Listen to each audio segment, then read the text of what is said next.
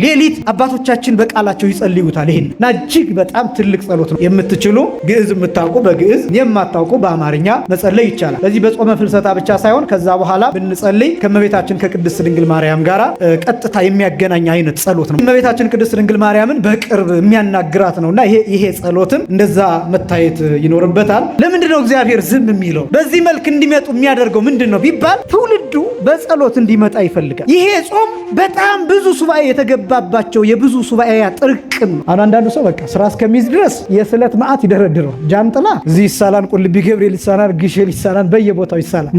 ልክ ስራ ሲገባ ትዝ አይለውም የት እንደተሳለ ሁሉ። አስራት ይሄ በኩራት መሐላ ስራ ያዝኩ እንደሆነ ከ10 አንድ አይደለም እኔ ከ120 ሁሉ ሰጣለሁ ሊል ይችል። ስራ ሲይዝ ትዝ አይለው። ይኸውላችሁ እግዚአብሔር ምን ይፈልጋል? ሲሰጠን እንድንሰጠው ይፈልጋል። ከዛስ የእግዚአብሔር ስራ ምን እንደሆነ ታውቃላችሁ? የኛን መውሰድ አይደለም። አሁን አንዳንዱ ሰው ከ110 ስለሰጠ እግዚአብሔር ወሰደ ብሎ ያስባል። ወዳጅ ከ110 ስትሰጥ እግዚአብሔር ምን እንደሚያደርግ ታውቃለህ? ያንተን 90,990,000 ያስገባው። በማንኛውም ጉዳይ ላይ እግዚአብሔር ካዘገየባችሁ ምን እያደረገ እንደሆነ ታውቃላችሁ? የጸሎታችሁን ውጤት አጠራቅሞ ሲሰጣችሁ እናንተ ከምትጠብቁት በላይ የሚጣፍጥና ብዙ አድርጎ ነው የሚሰጣችሁ። ምክንያቱም እግዚአብሔር ሲመጣ የሚቀድመው የለም። እኛ የዘገየ ይመስለናል። በደረሰበት ሰዓት ግን ምን እንደሚያደርግ ታውቃላችሁ? እድሜ ዘመናችሁን በደስታ እንድታሳልፉ ነው የሚያደርጋችሁ። እንደኛ ችኮላስ ምንድን ነው የሚሆነው? መሀል ላይ ልክ ለምሳሌ እሳት ስታቀጣጥሉ ገለባ ብትጨምሩበት እሳቱ ምን ይሆናል? ቶሎ ይነዳል ወዲያው። ግን ችግሩ ምንድን ነው? ቶሎ ይጠፋል። አሁን እኛ ብዙ ጊዜ በጸሎታችን እንደዛ አይነት ደስታ ነው ምንጠይቀው። እባክህ በቃ የፈለገ ይሁን ይሄን የጠየቅኩህን ብቻ አድርግልኝና በቃ ሌላውን ተው እንላለን። ከዛ ይደረጋል። ችግሩ ምንድን ነው? ያ የተደረገልን ነገር በማግስቱ ይበላሻል። እግዚአብሔር ጨካኝ ነው ለሚፈልገው ነገር። ሰዎችን ለማዳን እኛን ለማዳን እግዚአብሔር ጨካኝ ነው። በምን አወቅ ነው ካላችሁኝ፣ በሞት ራሱ ላይ ጨክኖ እናውቀዋለን።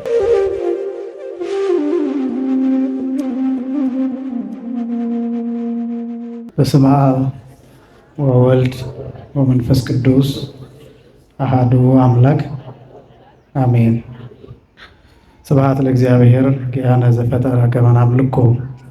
እንሰግድለት ዘንድ እናመልከው ዘንድ እንገዛለት ዘንድ እናመሰግነው ዘንድ የፈጠረን አምላካችን እግዚአብሔር የባሕርይ ምስጋና ለእርሱ ይሁን። ስብሐት ለማርያም እመ አምላክ እግዝእትነ ወመድኃኒትነ። መድኃኒታችን መመኪያችን ለምትሆን ለእናታችን ለንጽሕት ቅድስት ድንግል ማርያምም የጸጋ ምስጋና ለእርሷ ይሁን። ስብሐት ለመስቀለ ክርስቶስ ዕፀ መድኃኒት ኃይልነ ወፀወንነ። ኃይላችን አምባችን መጠጊያችን ጋሻችን ለሚሆን በቀራንዮ ለተተከለ መድኃኒት ለሚባል ለክርስቶስ መስቀልም የጸጋ ምስጋና ለእርሱ ይሁን። ክቡር አባታችን መላከ ሰላም ቆሞስ አባ ገብረ ሚካኤል የካቴድራላችን የስብከተ ወንጌል ኃላፊ፣ ክቡር ወንድማችን መምህር ያሬድ፣ ክቡራን የእግዚአብሔር ልጆች ሁላችሁም በልዑል እግዚአብሔር ስም እንደምን ዋላችሁ? እንደምን ቆያችሁ? አምላካችን እግዚአብሔር በዚህ ዕለት በዚህ ሰዓት በዚህ ቅዱስ ቦታ ተገኝተን ቅዱስ እና ሕያው ዘላለማዊ የሆነውን ቃሉን እየሰማን እንድንባረክ ስለፈቀደልን ስሙ ለዘላለም የከበረ የተመሰገነ ይሁን። የሊቃውንት አምላክ የምስጢር ባለቤት የቅዱሳን ፈጣሪ የአባቶቻችን አምላክ እግዚአብሔር በመካከላችን ተገኝቶ ምስጢርን ጥበብን እንዲገልጥልን የእርሱ ቅዱስ ፈቃድ ይሆንልን። ለተወሰኑ ደቂቃዎች ኦድንግል አኮ በፍቶተ ደነስ ዘተጸነስኪ አላ በሩካቤ ዘበሕግ መሐና ወኢያቄም ተወለድኪ የሚለውን የቅዳሴ ማርያም ክፍል ለተወሰኑ ደቂቃዎች ቆይታ እናደርግበታለን። ይህንን ርዕስ ያነሳውበት ምክንያት በሶስት ምክንያቶች፣ አንደኛ ዛሬ ዕለቱ 7 ስለሆነ የእመቤታችን የቅድስት ድንግል ማርያም በዓለ ጽንሰት ስለሚታሰብ ከእሱ ጋር የተያያዘ ነገር እንድንነጋገር ነው አንደኛ። ሁለተኛ ያው ያለንበት ወቅት አሁንም ሱባኤ ስለሆነ ምንም እንኳን የዛሬ ሳምንት የሱባኤው መግቢያ ላይ ስለ ሱባኤው የተወሰኑ ነገሮችን ተነጋግረናል። ነገር ግን ሱባኤው ላይ ይሄ ቅዳሴ ስለሚቀደስ ይህን ሀሳብ ለማንሳት ነው። ሶስተኛ ያለንበት የትምህርት ተከታታይ ትምህርት የቅዳሴ ትምህርት ስለሆነ ከዚሁ ሳንወጣ እነዚህን 3 ነገሮችን ለማየት እንዲመችን በማሰብ ነው። እንግዲህ ቅዳሴ ሲባል ተደጋጋሚ እንደገለጥ ነው 3 ክፍሎች አሉት። ጊዜ መስቀል፣ ቅድመ መስቀል፣ ድህረ መስቀል እያልን ከመስቀል በፊት በመስቀል ጊዜና ከመስቀል በኋላ እያልን ተደጋጋሚ ያየነው ነጥብ አለ። አሃዱ አብ ቅዱስ እስከሚባለው ድረስ ያለው ክፍል ከመስቀል በፊት ወይም ቅድመ መስቀል የሚባለው ክፍል ነው። ጊዜ መስቀል የሚባለው አሃዱ አብ ቅዱስ ከሚባለው ጀምሮ ድርገት እስከሚወርድበት ወይም ቅዱስ ሥጋው ክቡር ደሙ ለምእመናን ለተዘጋጁት ሰዎች እስከሚሰጥበት ሰዓት ያለው እሱ ጊዜ መስቀል ተብሎ ይታወቃል። የመስቀል ጊዜ ብለናል። ሶስተኛ ድህረ መስቀል፣ ከመስቀል በኋላ የሚባለው ከዕርገት በኋላ ያለው ሰዓት ወይም ስጋው ደግሞ ከተሰጠ ከቁርባኑ ሰዓት በኋላ ያለው ከመስቀል በኋላ ያለውን ጊዜ ዕርገትን፣ ትንሣኤን፣ ምጽአትን፣ የዘላለም ሕይወትን እነዚህን ሁሉ የሚያሳይ ነው። ድህረ መስቀል የሚለው ከመስቀል በኋላ የሚለው ማለቂያ የለውም፣ መጨረሻ የለውም። ስለዚህ ያንን ጊዜ የሚያሳይ ነው። ምክንያቱም ማለቂያ የሌለው ያልነው ከዛ በኋላ ዘላለማዊ ሕይወት ይቀጥላል። ዘላለማዊ ሕይወት ደግሞ ማብቂያ የለውም፣ ጫፍ የለውም፣ ወሰን ድንበር የለውም። ዘላለም የሚለው ቃል የሚያሳየውም እሱን ነውና ስለዚህ እነዚህ ሶስት ነገሮች በቅዳሴ ላይ አሉ። በቅዳሴ ውስጥ ደግሞ የሚቀደሱ 14 ቅዳሴያት አሉ። ስንት ቅዳሴያት አሉ? 14 ቅዳሴያት አሉ። ቅዳሴ ሐዋርያት፣ ቅዳሴ እግዚእ፣ ቅዳሴ ዮሐንስ ወልደ ነጎድጓድ፣ ቅዳሴ ሰለስቱ ምዕት፣ ቅዳሴ ኤጲፋኒዮስ፣ ቅዳሴ ዮሐንስ አፈወርቅ፣ ቅዳሴ አትናቴዎስ፣ ቅዳሴ ጎርጎሪዎስ እየተባሉ አጠቃላይ 14 ቅዳሴያት አሉ። እነዚህ 14ቱ ቅዳሴያት የሚመደቡበት እንደ ጊዜው ዕለቱ ማን እንደሆነ፣ ታሪኩ ምን እንደሆነ ይሄ ታይቶ ወቅቱ፣ ለምሳሌ ክረምት ላይ በብዛት ቅዳሴ ኤጲፋኒዮስ ይቀደሳል። እሁድ እሁድ አስተውላችሁ ከሆነ ሰዓት ከሄደ ጊዜ የሚያጥር ከሆነ አጭር ቅዳሴ ሊቀደስ ይችላል። ከ14ቱ ቅዳሴያት ወይ የሐዋርያት ቅዳሴ ወይ የጌታ ቅዳሴ ወይ ደግሞ የዲዮስቆሮስ ቅዳሴ ይሄ ሊቀደስ ይችላል ከሰዓት አንጻር ከሆነ። ከዛ ውጭ ግን ወቅቱን የተመለከተ ለምሳሌ ቅዱስ ኤጲፋኒዮስ ቅዳሴው ስለ ባህር ይናገራል፣ ስለ ክረምት ይናገራል፣ ስለ ደመና ይናገራል።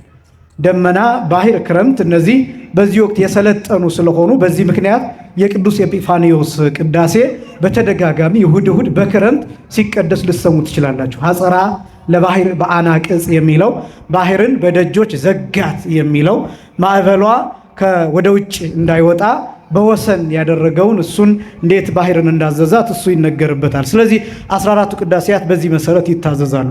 በዚህ በጾመ ፍልሰታ ግን 14 ቀን ሙሉ ቅዳሴ ማርያም ብቻ ይቀደሳል። 14 ቀን ሙሉ በ15 ቅዳሴ ሐዋርያት ይቀደሳል። በ16 ቅዳሴ ጊዜ ይቀደሳል። ሳምንት እንደተነጋገር ነው። 14ቱን ግን ቅዳሴ ማርያም ብቻ ይቀደሳል። ለምንድነው ቅዳሴ ማርያም የሚቀደሰው በእነዚህ በ14 ቀናት የሚል የቅዳሴ ማርያምን ትንሽ ይዘት አሳይቻችሁ ወደ ታሪኩ እመጣለሁኝ። ቅዳሴ ማለት ቀጥታ ትርጉሙ ቅዳሴ ማርያም ማለት የማርያም ቅዳሴ ማለት ነው። የማርያም ክብር ማለት ነው።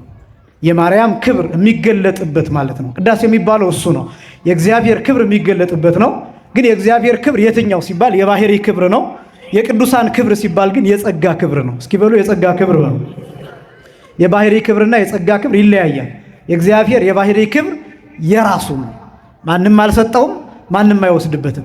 የቅዱሳን የጸጋ ክብር ግን እግዚአብሔር አያደርገውም እንጂ ከፈለገ ይወስደዋል፣ ከፈለገ ይሰጣል፣ ከፈለገ ይነሳል። ይሄ የጸጋ ክብር ተብሎ ይታወቃል። ስለዚህ ሁልጊዜ ክብር ለእግዚአብሔር የባህሪው ነው። ለቅዱሳን፣ ለፍጡራን፣ ለመላእክት አጠቃላይ የጸጋ ተብሎ ይገለጣል። ስለዚህ የእመቤታችን ቅዳሴ ብለን ስንጠራ የባህሪ ክብር አይደለም የምንለው የሷ የጸጋ ክብር ማለት ነው። ቅዳሴ ማርያም የሚባለው ቅዳሴ ማርያምን የደረሰው አባ ሕርያቆስ ነው። ማን ነው አልኳችሁ? አባ ሕርያቆስ ነው። አስተውላችሁ ከሆነ ከቅዳሴ በፊት ቅዳሴ ማርያምና ውዳሴ ማርያም በአንድምታ ትርጓሜ ይተረጎማል እና በነገራችን ላይ እመቤታችን ከምትወደው ጸሎት አንዱ በቅዳሴ ማርያሙ ላይ እንደተገለጠው ቅዳሴ ማርያምና ውዳሴ ማርያምን መጸለይ እመቤታችን ደስ እንደሚያሰኛት አንድ ባህታዊም ጠይቋት የነገረችው ታሪክ ላይ የተጻፈ አለ። እንዲሁም ደግሞ በብዙ አባቶቻችን የተጠቀሙበት ነው። ቅዳሴ ማርያምና ውዳሴ ማርያምን አንድ ላይ መጸለይ ማለት ነው። ለምሳሌ የቻለ ሰው የሰባቱን ዕለታት ውዳሴ ማርያምን ከጸለየ በኋላ ከዛ አንቀጸ ብርሃምን ጸልዮ ከዛ ይውየድ ስዋን ጸልዮ ከዛ ቀጥሎ ቅዳሴ ማርያምን መጸለይ በቅደም ተከተል ራሱ ብትመለከቱት ለምሳሌ ምናልባት አሁን የሚወጡት ዳዊቶችን እኔ አላውቅም። ከጥንት ጀምሮ ያሉትን ዳዊቶች ነው የምጠቀመው።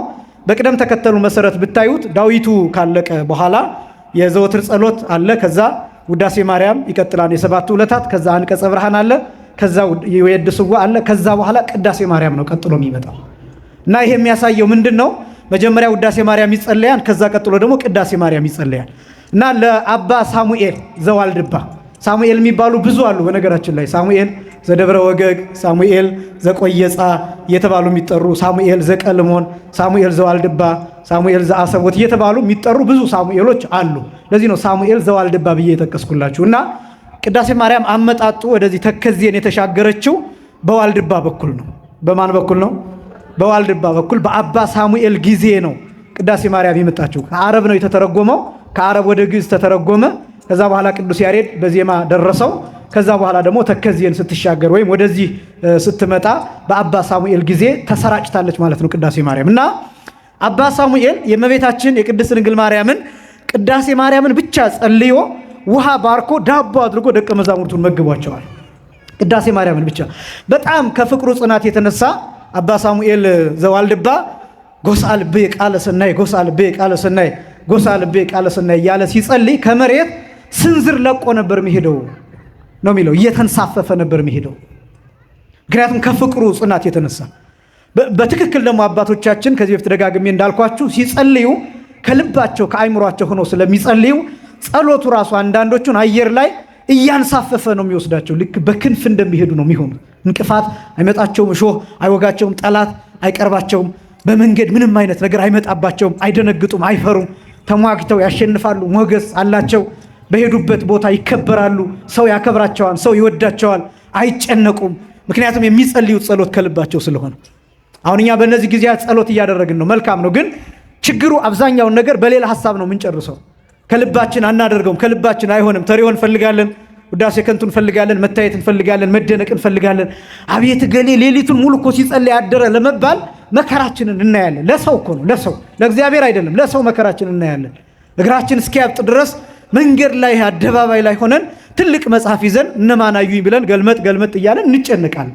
በዚህ ምክንያት ያንን ጸሎት እግዚአብሔር አይሰማውም። እና ስለዚህ ልባችን ወደ እግዚአብሔር ይሁን፣ ከልባችን ይሁን፣ አይምሯችን የተሰበሰበ የተከተተ ይሁን። ይሄ ነው ጸሎት የሚባለው። እና አባ ሳሙኤል ዘዋልድባ ይህንን እየጸለየ ሲሄድ ደቀ መዛሙርቱ ሲራቡበት ውሃውን በስመ አብ ብሎ ባረከው። ውሃው ረጋ፣ ነጭ ዳቦ ሆነ። ለደቀ መዛሙርቱ አበላቸው።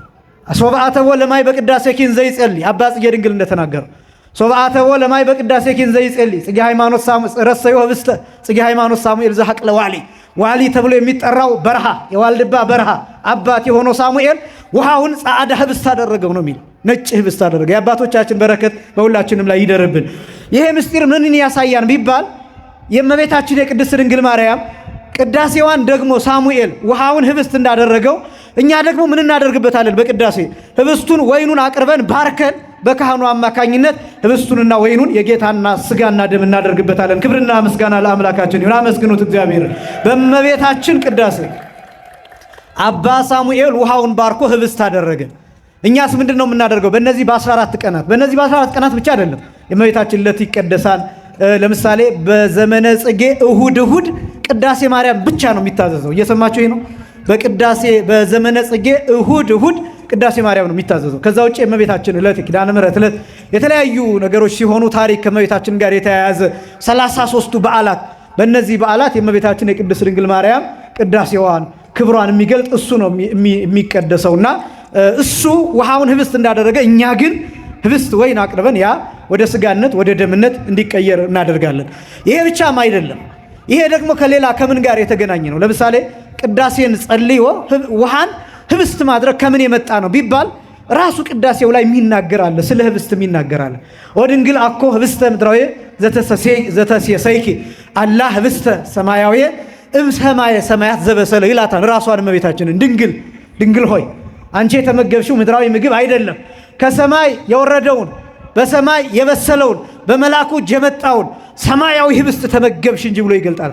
ስለ ህብስት ይናገራል ራሱ ቅዳሴው። ይሄ ብቻም አይደለም፣ መጨረሻም ላይ ስለ ስጋው ደግሞ አብዝቶ ይናገራል ቅዳሴ ማርያም። በዚህ ምክንያት ሳሙኤል ዘዋልድባ ውሃውን ህብስት አድርጎ ለደቀ መዛሙርቱ መግቦበታል። ከዛ እመቤታችን ለሳሙኤል ቃል ኪዳን ሰጥተዋለች እንዲህ ብላ ቅዳሴዬን ከውዳሴዬ ውዳሴዬን ከቅዳሴዬ አስተባብሮ አስተካክሎ ወይም አንድ አድርጎ የሚጸልየውን አንተ ወደ ገባህበት ውሳጤ መንቶ ላይ ታስገባዋለሁ ወይም አንተ የወረስከውን ክብር አወርሰዋለሁ ብላ ለሳሙኤል ነግረዋለች እመቤታችን። ውዳሴን ከውዳሴ ከቅዳሴ ቅዳሴን ከውዳሴ አስተባብሮ አስተካክሎ አንድ ባህታዊ እመቤቴ ከምስጋናዎችሽ ሁሉ ማንን ትወጃለሽ ብሎ ጠይቀዋታን ይላል ትርጓሜው። ከምስጋናዎችሽ ሁሉ ማንን ትወጃለሽ ብሎ ቢጠይቃት ልጄ ዳዊትንና አቡነ ዘበሰማያትን ሲደግሙለት እንዲወድ ምንና ምንን አልኳችሁ? ዳዊትንና አቡነ ዘበሰማያትን እነዚህን ሲደግሙለት እንዲወድ። አሁን በነገራችን ላይ ጸሎቱን የማበላለጥ ጉዳይ አይደለም፣ ግን በውስጡ ያለው ይዘት ጠንካራ ከመሆኑ የተነሳ እኛ ደግሞ ያንን በተለይ ተረድተነው ፍስስ ስናደርገው በጣም የተለየ ነገር አለ። ያንን ከማድረግ አንጻር ነው። ጸሎት እያበላለጥን እያወዳደርን አይደለም። ግን ይሄ ለምሳሌ መዝሙረ ዳዊትም አቡነ ዘበሰማያትም ከመጽሐፍ ቅዱስ የወጣ ነው። ዳዊት ልበ አምላክ ይባላል። የአምላክ ልብ ማለት ነው። የደረሳቸው መዝሙሮች 150 በሙሉ የዳዊት መዝሙር አይደለም። በነገራችን ላይ በሌሎችም የተደረሱ አሉ። ይሄ ራሱን የቻለ ነው። ግን ልበ አምላክ ዳዊት የደረሳቸው ቀጥታ ከእግዚአብሔር የተሰጡት ሐሳቦች ናቸው። ለልበ አምላክ ዳዊት ቀጥታ ልበ አምላክ የሚባለው ለዛ ነው። ልበ አምላክ ማለት በአምላክ ልቡና ያለው ከፊል ተገልጦለት በእግዚአብሔር ፈቃድ ተገልጦለት የደረሰው ማለት ነው። በዚህ ምክንያት ነው መዝሙረ ዳዊትን ይወዳል። አቡነ ዘበሰማያት ራሱ ጌታ ያስተማረው ነው። መሐረነ ጸሎተ ብለው ደቀ መዛሙርቱ ሐዋርያት ጸሎት አስተምረን ሲሉ እናንተ በምትጸልዩበት ጊዜ እንዲህ ብላችሁ ጸልዩ ብሏቸዋል። በማቴዎስ ወንጌል ምዕራፍ 6 ላይ ተጽፏል። በሉቃስ ወንጌል ምዕራፍ 11 ላይ ተጽፏል። ስለዚህ ራሱ ጌታ ያስተማረው ትምህርት ይሄ ብቻም አይደለም። አቡነ ዘበሰማያት በጣም ብዙ ጉዳዮችን የያዘ ነው። አጭር መሆኑን እንዳትመለከቱ። 5 ጉዳዮችን ይዟል። ስለ ሃይማኖት ይናገራል፣ ስለ ጸሎት ይናገራል፣ ስለ ትሕትና ይናገራል፣ ስለ መንግሥተ ሰማያት ይናገራል። 5 ነገሮችን ይገልጣል አቡነ ዘበሰማያት። እጅግ በጣም በ80 ቅዱሳት መጽሐፍት ያሉ ትልልቅ አርዕስተ ጉዳዮች የሚባሉ አቡነ ዘበሰማያት ውስጥ አሉ። ፍቅር አለበት፣ ትሕትና አለበት፣ ሃይማኖት አለበት፣ ጸሎት አለበት። እና ለዚህ ነው ዳዊትን አቡነ ዘበሰማያት ሲደግሙለት ይወዳል። ልጄ ዳዊትን አቡነ ዘበሰማያትን ሲደግሙለት እንዲወድ እኔም ውዳሴዬን ከቅዳሴ ቅዳሴዬን ከውዳሴ አስተባብሮ አስተካክሎ የሚደግመውን ሰው እወደዋለሁ ብላ እመቤታችን ይህንን ገልጣለታለች ለባሕታዊው። በዚህ ምክንያት በዋልድባ እስከ ዛሬ ድረስ ቅዳሴ ማርያምን ለምሳሌ በጣም ብታስተውሉ ዋልድባ ኑረው የመጡ መነኮሳት ቅዳሴ ማርያምን በቃላቸው ይቀድሳሉ። ከባድ አይደለም። በነገራችን ላይ ቅዳሴ ማርያምን በቃል መያዝ ከባድ አይደለም። እንደምታውቁት ትርጓሜውን እንኳን ስትሰሙት ያ ሁሉ በቃል ይያዛል፣ እንኳን ንባቡ ብቻ ማለት ነው። እና ያጠኑ ሰዎች በቃላቸው ቅዳሴ ማርያምን ሳይደግሙ አይውሉም። ዋልድባ ያሉ መነኮሳት በረከታቸው በሁላችንም ላይ ይደርብን። ያላጠኑ ሰዎች ደግሞ በወንጌለ ዮሐንስ ዳር፣ ልብ በሉ፣ በምን ዳር ነው ያልኳቸው? በወንጌለ ዮሐንስ ዳር። አሁን አንዳንዷን ነገር አንጠልጥለን ስለምንሄድ ነው። አሁን በወንጌለ ዮሐንስ ዳር ቅዳሴ ማርያምን አጽፈዋል። ዋናው ነጥብ ግን ወንጌለ ዮሐንስ አላቸው። ምን አላቸው? አያችሁ፣ ወንጌል አሁን አንዳንዱ ሰው ሲሰማ ወንጌለ ዮሐንስን ይዘልውና ቅዳሴ ማርያምን የሚለውን ይሰማል ማለት ነው። እያያለ ያለ ነው። በወንጌለ ዮሐንስ ዳር ያላጻፈ የለም። ይሄ ማለት ነው ወንጌለ ዮሐንስ አላቸው። ዋናው የዮሐንስ ወንጌል ነው። ዋናው ማን ነው? የዮሐንስ ወንጌል። ከዛ ቀጥሎ ደግሞ የእመቤታችን ምስጋና። በዮሐንስ ወንጌል ዳር አጽፈው ቅዳሴውን የዮሐንስ ወንጌልን ካነበቡ ከደገሙ ከጸለዩ በኋላ ቅዳሴ ማርያምን ይጸልያሉ። እና ስለዚህ በአባቶቻችን በጥንት ስርዓት ቅዳሴ ማርያም የሚጸለይ ነው። ሌሊት አባቶቻችን በቃላቸው ይጸልዩታል። ይሄን እና እጅግ በጣም ትልቅ ጸሎት ነው ቅዳሴ ማርያም። የምትችሉ ግዕዝ የምታውቁ በግዕዝ የማታውቁ በአማርኛ መጸለይ ይቻላል። ለዚህ በጾመ ፍልሰታ ብቻ ሳይሆን ከዛ በኋላ ብንጸልይ ከእመቤታችን ከቅድስት ድንግል ማርያም ጋር ቀጥታ የሚያገናኝ አይነት ጸሎት ነው። ምክንያቱም ንግግሩ ይሄ ቅደም ተከተሉን ብትመለከቱት ይሄ ልክ ቁሞ እንደመነጋገር ነው። ኦ ድንግል ሆይ እያለ ነው የሚናገረውና እጅግ በጣም አቅርቦ ነው የሚያወራት አባ ሕርያቆስ። የአባ ሕርያቆስ በረከት በሁላችንም ላይ ይደርብን። አቅርቦ ነው የሚያወራት። የሚጠይቃት ራሱ እሷን ነው። በምን እንመስልሽ እያለ ይጠይቃታል። ለምሳሌ ኦ ድንግል ምልዕተ ውዳሴ በመኑ በአምሳለ መኑን አስተማስለኪ ይላታል። በምንና በምን ምሳሌ እንመስልሽ ይላታል። አሁን እሷን ለምንድነው እንዲህ ብሎ የሚጠይቃት? ስለዚህ እመቤታችን ቅድስት ድንግል ማርያምን በቅርብ የሚያናግራት ነውና ይሄ ጸሎትም እንደዛ መታየት ይኖርበታል። በድጋሚ አባ ሕርያቆስ በረከት በሁላችንም ላይ ይደርብን። ከነዛ ውስጥ አንዱ ኦ ድንግል አኮ በፍትወተ ደነስ ዘተጸነስኪ የሚል ነው የዛሬው።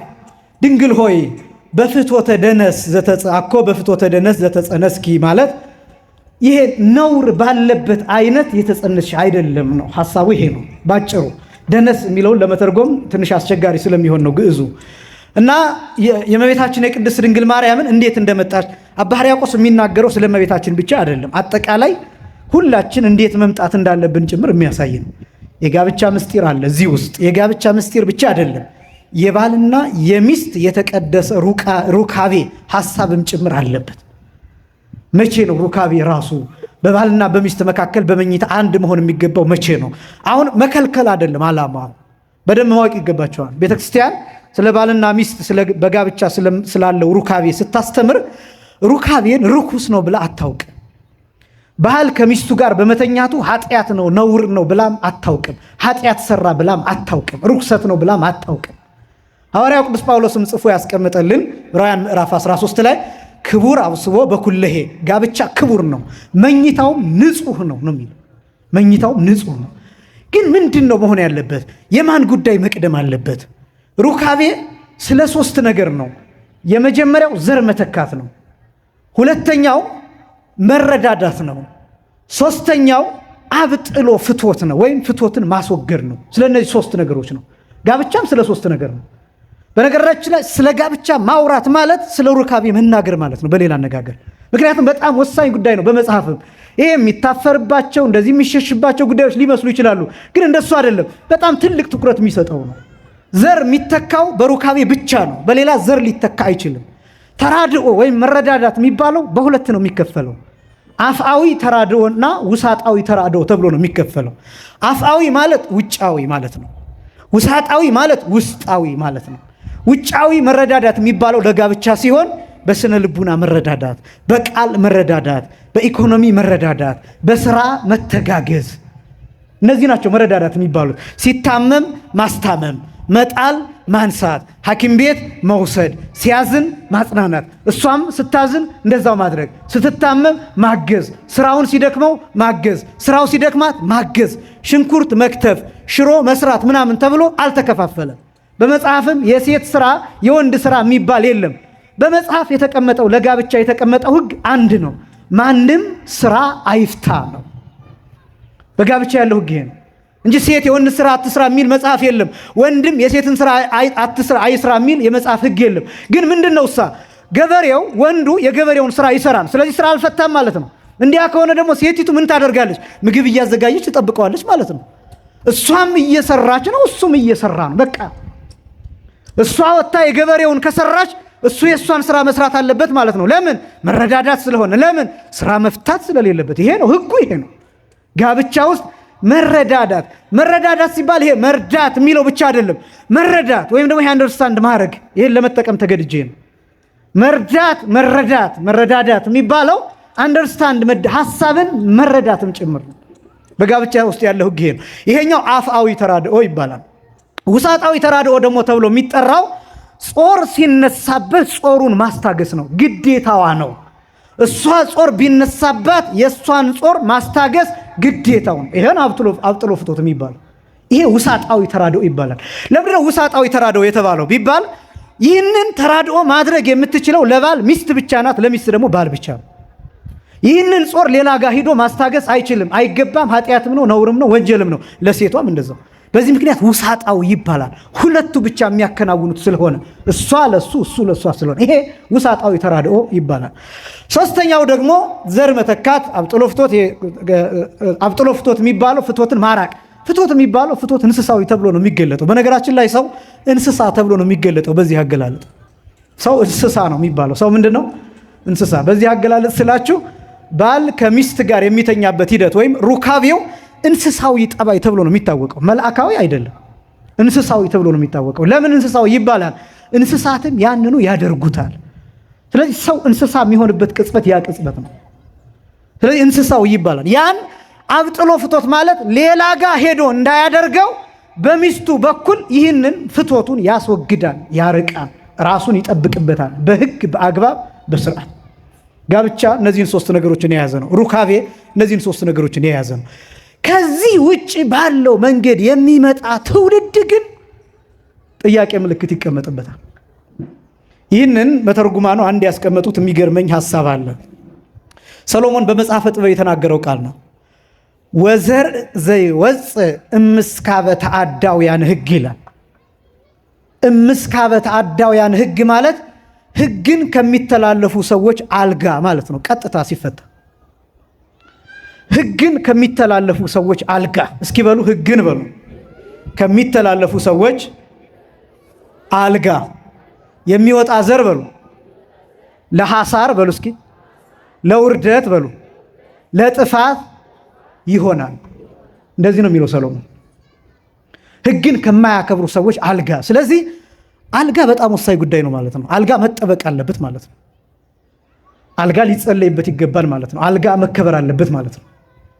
ስለ አልጋ የምናገረው ስለምን እየተናገርኩ እንደሆነ ይገባቸዋል ብዬ አስባለሁ። ስለ ባልና ሚስት አንድነት ነው እየተናገርኩት ያለሁት። ያ አልጋ ከተበላሸ፣ ያ መኝታ ፍቅር ከሌለበት፣ ያ መኝታ የእግዚአብሔር ሕግ የማይፈጸምበት ከሆነ፣ ያ አልጋ እግዚአብሔር የማይነግስበት ከሆነ፣ የእግዚአብሔር ስም የማይጠራበት ከሆነ፣ በሕግና በስርዓት ካልሆነ፣ ጋብቻው በቁርባን በስጋው ደግሞ ካልሆነ፣ ጋብቻው በቤተክርስቲያን ካልሆነ፣ ጋብቻው ቤተክርስቲያን የማታውቀው ከሆነ፣ እግዚአብሔር የራቀበት እግዚአብሔር የተለየበት ከሆነ የሚወጣው ዘር የተበላሸ ይሆናል። ምንጫችን ነው። ምንጫችን አጥብቀን መጠበቅ አለብን ማለት ነው። ምንጫችን ነው። እኔ እዚህ የቆምኩት ከዛ ነው የተገኘሁት። እናንተ እዚህ ያላችሁት ከዛ ነው የተገኛችሁ። ማንም ጳጳስም ቢሆን ቄስም ቢሆን መነኩሴም ቢሆን ሰባኪ፣ ዘማሪ፣ ንጉሥ፣ መኮንን፣ ቀኛዝማች፣ ግራዝማች የፈለገውን ጥሩ ማንም የተገኘው ከዚህ ነው። ከአልጋ ነው የተገኘው። ምንጫችን ነው። ስለዚህ ምንጫችንን መጠበቅ አለብን ማለት ነው። ከዛ ከደፈረሰ ምንጭ የተገኘ ዘር የሚገኝ ትውልድ በየመንገዱ የሚገኝ በሴሰኝነት የሚገኝ በአመንዝራነት የሚገኝ ትውልድ የተረገመ ይሆናል ማለት ነው። ስለዚህ ጥንቃቄ ያስፈልገዋል ማለት ነው። ሀገር መጠበቅ ያለበት ይሄን ነው። በነገራችን ላይ ዓለም መጠበቅ ያለባት ይሄን ነው ማለት ነው። ምንጯን መጠበቅ አለባት። መገኛዋን መጠበቅ አለባት። መሪዎቿን የምታገኝበት፣ ታላላቅ ኃላፊዎችን የምታገኝበት፣ ታላላቅ ምሁራንን የምታገኝበት፣ ታላላቅ የጥበብ ሰዎችን የምታገኝበትን ምንጯን ዓለም እያበላሸች ነው፣ እያደፈረሰችው ነው፣ እየረገጠችው ነው፣ እንዲፈታ እንዲበተን እያደረገችው ነው ዓለም። ስለዚህ ጋብቻ መጠበቅ አለበት፣ መጠበቅ አለበት። ስለዚህ ከየትኛው ጋብቻ ነው የተገኘችው ነው እመቤታችን? አያችሁ፣ ቅዱሳን ከምን አይነት ጋብቻ ነው የተገኙት ነው። እነ ቅድስት አርሴማ ከምን አይነት ሰዎች ነው የተገኙት ነው። እነ አቡነ ገብረ መንፈስ ቅዱስ ከየት ነው የተገኙት ነው። ገድል ለምንድን ነው የሚያስፈልገው? ይህን እኮ መጠየቅ አለባችሁ። ገድል የምናነብላችሁ ለምንድን ነው? ገድል የምናነብላችሁ እኮ እነ ቅዱስ ጊዮርጊስ ከምን አይነት ትዳር ከምን አይነት ጋብቻ እንደተገኙና እንዴት እንዳደጉ፣ ከዚያስ ምን አይነት ጋብቻ መመስረት እንዳለብን እንድማርማ ልጆቻችንን እንዴት ማሳደግ እንዳለብን እኮ እንድናውቅ እኮ። ለምንድን ነው ገድል የሚነበበው? ለምንድን ነው ድርሳን የሚነበበው? ለምንድን ነው ተአምረ ማርያም የሚነበበው? ለምንድን ነው የሌሎችን ሰዎች ታሪክ የምንተርከው? ለምንድን ነው የቅዱሳንን ታሪክ መተረክ የሚያስፈልገን? ምንጫቸውን ማወቅ አለብን። እንዴት እንደመጡ ማወቅ አለብን። እንዴት እንደመጡ ስናውቅና ስንረዳ ምንጩን የመጠበቅ ኃላፊነት መውሰድ እንችላለን። ከዛ ሁሉ ደግሞ እመቤታችን ከፍጡራን በላይ ናት። ከፍጡራን በላይ ለምሳሌ ብዙ ገድላትን ስታነቡ መጀመሪያ የምታገኙት እናት አባቶቻቸው መሃን ነበሩ የሚል ታገኛላችሁ። ምን ነበሩ? መሃን ነበሩ የሚል ታሪክ ነው የምታገኙት። መጀመሪያ የአቡነ ተክለ ሃይማኖትን ታሪክ ብትመለከቱ፣ ለምሳሌ የነ አቡነ ገብረ መንፈስ ቅዱስን ታሪክ ብትመለከቱ፣ የነ ስምዖን የነ አቅሌስያ ታሪክ ብትመለከቱ፣ በመጽሐፍ ቅዱስ የይስሐቅን ታሪክ ብትመለከቱ፣ የሳሙኤልን ታሪክ ብትመለከቱ፣ ሳሙኤል መስፍኑ ሳሙኤል፣ ከዛስ የዮሐንስ መጥምቅን ታሪክ ብትመለከቱ፣ በመጽሐፍ ቅዱስ ነው የምላችሁ። እነዚህን ታሪኮች ብትመለከቱ፣ ከዛ የእመቤታችንን ታሪክ ብትመለከቱ፣ የመጀመሪያው እናት አባቶቻቸው ልጅ አልነበራቸው ነው የሚለው። ለምንድን ነው እግዚአብሔር ዝም የሚለው? በዚህ መልክ እንዲመጡ የሚያደርገው ምንድን ነው ቢባል፣ ትውልዱ በጸሎት እንዲመጣ ይፈልጋል። በምን እንዲመጣ ይፈልጋል? በጸሎት። በተለይ ቅዱሳን በጸሎት እንዲመጡ ይፈልጋል እግዚአብሔር።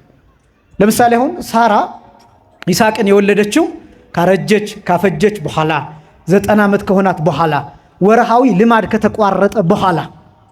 ወርሃዊ ልማድ መቋረጥ ማለት እንደው አስባችሁታል? ጠለቅ አድርጋችሁ ካላሰባችሁት እንደው ባዮሎጂካሊ ህይወት በእሷ በኩል ማለፍ ቆሟል ማለት ነው። ወርሃዊ ልማድ መቋረጥ ቆቀል እንቁላል መዘጋጀት ቀርቷል ማለት ነው። በሳራ ማህፀን እንቁላል አይዘጋጅም። ምክንያቱም እንደምታውቁት የተዘጋጀው እንቁላል የወንድ ዘር ሳያገኝ ሲቀር ነው ደም ሆኖ የሚፈሰው የሚሟሽሸው። ስለዚህ ሳራ ሰውነት ውስጥ እንቁላል አይዘጋጅም። ስለዚህ ህይወት ቆሟል፣ ህይወት ተቋርጧል። በዚህ ምክንያት እንደውም ቅዱስ ጳውሎስ የሳራን ሰውነት እንደ በድን ነበር ብሎ ነው የሚገልጠው። ከዛስ የትንሣኤ ሙታን ምሳሌ አድርጎ ይገልጠዋል። እንዴ ሳራ ከወለደች እኔ ከሞት እነሳለሁ ማለት ነው። በሌላ አገላለጽ ሳራ ከወለደች ለምን? ወርሃዊ ልማድ ተቋርጦ ህይወት ተቋርጦ እንቁላል መዘጋጀት ቀርቶ፣ እንደዛ ሆኖ በእግዚአብሔር ፈቃድ ልጅ ጋስገኘች። የሙታን ትንሣኤ ምልክት ነው። ስለዚህ እኛም ከፈረስን ከበሰበስን በኋላ እንደገና እንደምንነሳ ማሳያ ነው የሚለው ቅዱስ ጳውሎስ ሮሜ ምዕራፍ 4 ላይ መጨረሻ ላይ ብትመለከቱ አስደናቂ ነገር ይናገራል፣ የአብርሃምንም እምነት አንስቶ። ስለዚህ ሳራ ብዙ ጊዜ በቃ ተስፋ ከቆረጠች በኋላ ነው። ታስታውሳላችሁ ታሪኩን አይደለ? ሥላሴ መጥተው የዛሬ ዓመት ልጅ ታገኝ ሚስት ሳራ ልጅ ትወልዳለች እያሉ ሲናገሩ ሳራ ዘወር ብላ ሳቀች ነው የሚለው። እኔ ያሳዝነኛል ይሄ ታሪክ በጣም። ዘወር ብላ ሳቀች። ለምን ሳቅሽ ስትባል ደግሞ አልሳኩም ብላ በጣም ደንግጣ ስለነበር አልሳኩም ብላ ከእግዚአብሔር ጋር ተከራ። አይ ሳቅሽ እንጂ ይላታል እግዚአብሔር ደግሞ ሳቅሽ እንጂ ይላታል። እና በዛ ምክንያት ልጁ ራሱ ማን ተባለ? ይስሐቅ ተባለ። ይስሐቅ ማለት ደስታ ሳቅ ማለት ነው፣ ትፍስይት ማለት ነው ትርጉሙ። እና ይስሐቅ ለምንድን ነው በዛ መልክ እንዲመጣ የተፈለገው ቢባል ይስሐቅ የተስፋ ዘር ነው። የምን ዘር ነው አልኳችሁ? የተስፋ ዘር ነው ይስሐቅ። ክርስቶስ የሚገኘው ከይስሐቅ ነው። እመቤታችን የምትገኘው ከይስሐቅ። ስለዚህ ማሳየት የፈለገው እግዚአብሔር ምንድን ነው? የሚፈልጋቸው ሰዎች የሚመጡበት መንገድ አለ። በምን? በጸሎት። እንዴት? ልጅ ስጠኝ፣ ልጅ ስጠኝ፣ ልጅ ስጠኝ የሚሉ በብዙ። አሁን ይሄ በልጅ መውለድ ብቻ አይደለም። በማንኛውም ጉዳይ ላይ እግዚአብሔር ካዘገየባችሁ ምን እያደረገ እንደሆነ ታውቃላችሁ? የጸሎታችሁን ውጤት አጠራቅሞ ሲሰጣችሁ እናንተ ከምትጠብቁት በላይ የሚጣፍጥና ብዙ አድርጎ ነው የሚሰጣችሁ። ምክንያቱም እግዚአብሔር ሲመጣ የሚቀድመው የለም። እኛ የዘገየ ይመስለናል። በደረሰበት ሰዓት ግን ምን እንደሚያደርግ ታውቃላችሁ? እድሜ ዘመናችሁን በደስታ እንድታሳልፉ ነው የሚያደርጋችሁ። እንደኛ ችኮላስ ምንድን ነው የሚሆነው? መሀል ላይ ልክ ለምሳሌ እሳት ስታቀጣጥሉ ገለባ ብትጨምሩበት እሳቱ ምን ይሆናል? ቶሎ ይነዳል ወዲያው። ግን ችግሩ ምንድን ነው? ቶሎ ይጠፋል። አሁን እኛ ብዙ ጊዜ በጸሎታችን እንደዛ አይነት ደስታ ነው የምንጠይቀው። እባክህ በቃ የፈለገ ይሁን ይሄን የጠየቅኩህን ብቻ አድርግልኝና በቃ ሌላውን ተው እንላለን። ከዛስ ይደረጋል። ችግሩ ምንድን ነው? ያ የተደረገልን ነገር በማግስቱ ይበላሻል። ጊዜውን አልጠበቀም፣ ሁኔታውን አልጠበቀም፣ ሰዓቱን አልጠበቀም። በዚህ ምክንያት እንደገና ወደ መከፋት እንመለሳለን፣ ወደ ማዘን እንመለሳለን። ግን እግዚአብሔርን እባክህ ጌታዬ አድርግልኝ አድርግልኝ ብለን በራሱ ጊዜ በራሱ ሰዓት ካደረገው ግን ያ ለዘላለም ከኛ የማይጠፋ የምንደሰትበት ይሆናል። ጸሎታችንን እንዲሰማን የአምላካችን ቅዱስ ፈቃድ ይሆንልን። ስለዚህ እግዚአብሔር ዝም የሚልባቸው ጊዜያት አሉ። የሳራን እንደዛ ነው ያደረገው። ይስሐቅን ሰጣት። ከዛስ ይስሐቅን ወለደች ሳራ። ግን ይስሐቅን ብቻ ነው እንደ የወለደችው ሳራ። በሌላ አገላለጥ እኮ ከሳራ እመቤታችን ተገኝታለች። ምክንያቱም እመቤታችን ከይስሐቅ ዘር ነው የተገኘችው። በሌላ አገላለጥ እኮ ክርስቶስ ከሳራ ተገኝቷል። ምክንያቱም በሌላ አገላለጥ ክርስቶስ ከይስሐቅ ዘር ነው፣ ከሳራ ዘር ነው የተወለደው፣ ከአብርሃም ዘር ነው የተወለደው። አያችሁ፣ አሁን ስሟን እያነሳዋት ነው ሳራ። አሁን ስሟን እየጠራኋት ነው ሳራ። በማን ምክንያት? በይስሐቅ ምክንያት። ስለዚህ ሳራ የወለደችው ይስሐቅን ብቻ አይደለም፣ በአንድ ልጅ ይባርካችሁና እግዚአብሔር እልፍ ያደርጋችኋል። እግዚአብሔር የሚሰራው እንደዛ። ስለዚህ ዝም ይላል። የሌሎችንም ታሪክ የነ ሳሙኤል ታሪክ የነ ዮሐንስ መጥምቅን ታሪክ ብትመለከቱ እንደዛው ኤልሳቤጥ እና ዘካርያስ የወለዱት አንድ ዮሐንስን ነው። አንድ ዮሐንስን ብቻ። ዮሐንስ መጥምቅ ግን ብቻውን አይደለም፣ እልፍ ነው። ይኸው ስሙን እያነሳሁት ነው። እኔ የዮሐንስ መጥምቅ ልጅ ነኝ። ወልደ ዮሐንስ፣ የዮሐንስ ልጅ ተብለው በክርስትና ስማቸው የተጠሩ ብዙ ናቸው። የዮሐንስ ልጆች ብዙ ነን።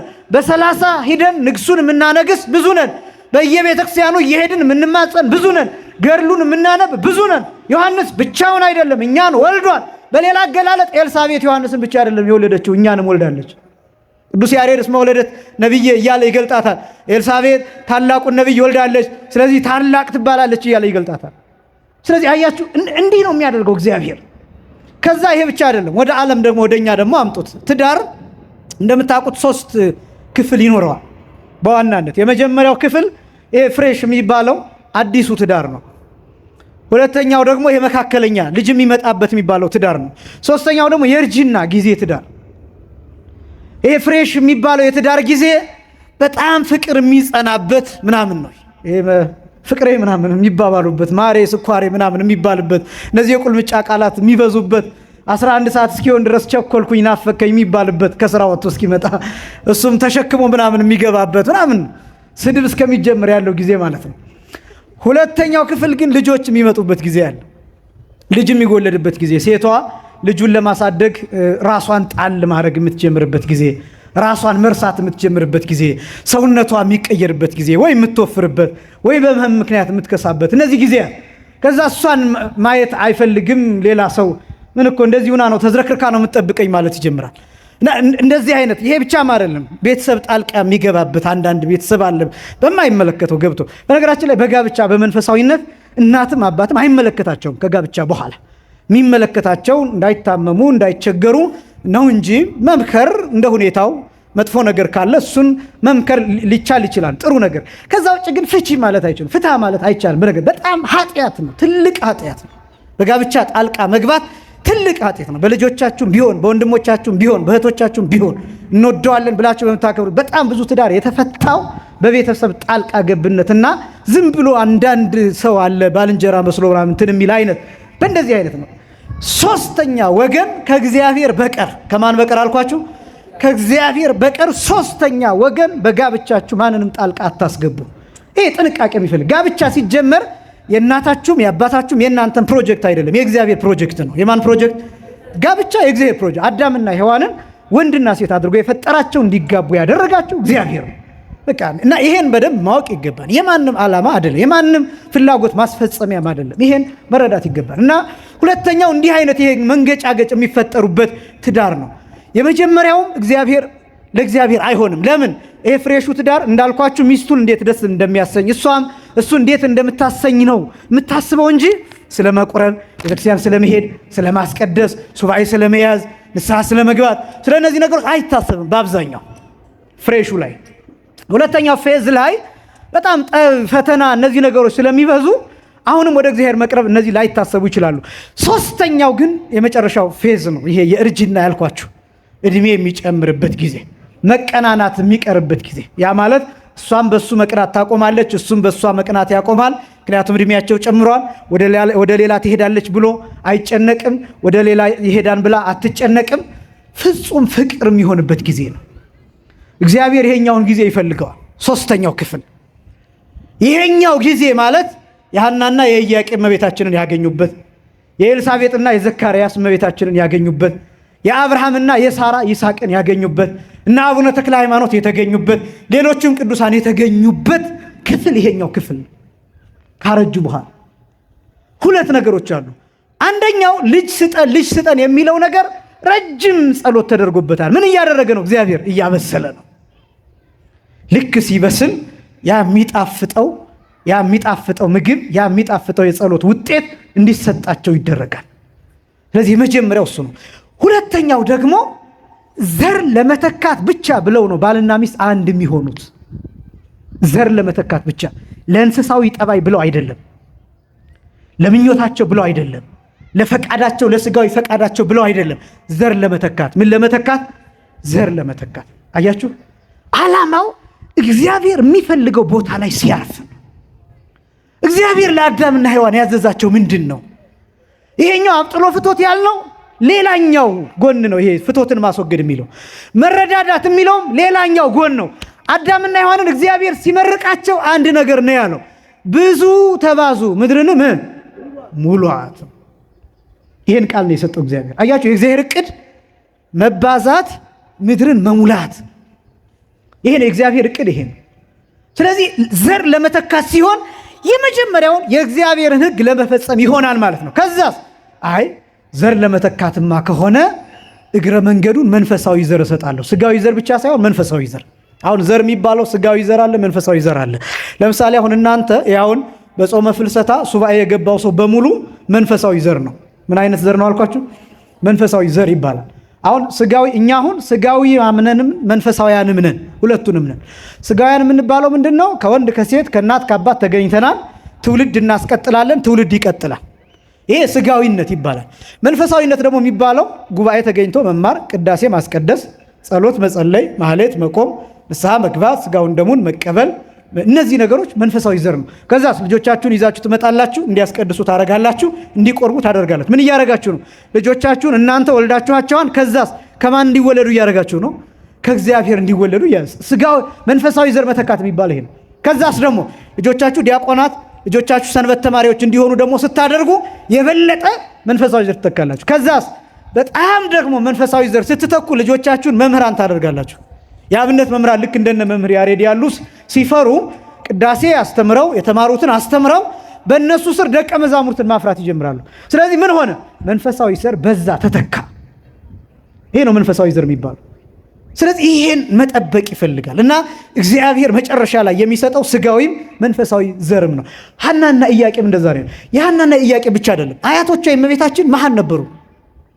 ቴክታ ጳጥሪቃ ተብለው የሚጠሩ ሀብታሞች ግን መሃን ልጅ ያልነበራቸው ግን ጳጥሪቃ የሚባለው ገብቶ የወርቁን የብሩን የእንቁን ብዛት አይቶ ወይኔ ምን አለ ልጅ ቢኖር አሁን ይህን ለማን ነው የምናወርሰው ብሎ የሚቆጭ ሰው ነው። ለማን ነው ማን ነው ይሄን የሚበላው? ማን ነው ይሄን ለማን ነው የምንሰጠው? እኛ ስንሞት ምንድነው የሚሆነው? ከዛስ ለሚስቱ ስነግራት እግዚአብሔር እንዲህ ምን አለ ልጅ ቢሰጠን እያለ ይነግራታል። ለምን ጸሎት አንጸልይም? እሺ ቀኖና እንግባ። አዎ ሱባኤ ገቡ። ከዛስ በሰባተኛው ቀን ራእይ ተገለጠላቸው። ሱባኤ የምንገባበት ምክንያት ይሄ የጾመ ፍልሰታን ሱባኤ ስንገባ የምናስበው ሳምንት እንደነገርኳችሁ የእመቤታችን የቅድስት ድንግል ማርያምን ስጋ የማግኘት ብቻ ጉዳይ እንዳይመስላችሁ።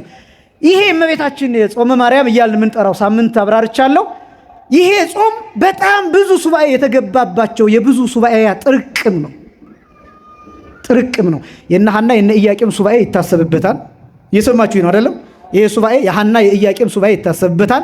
የቅድመ አያቶቿ የነ ቴክታ የነ ጴጥሪቃ ሱባኤ ይታሰብበታል። ይሄ እንግዲህ ታሪካቸውን የሰማናቸው ናቸው።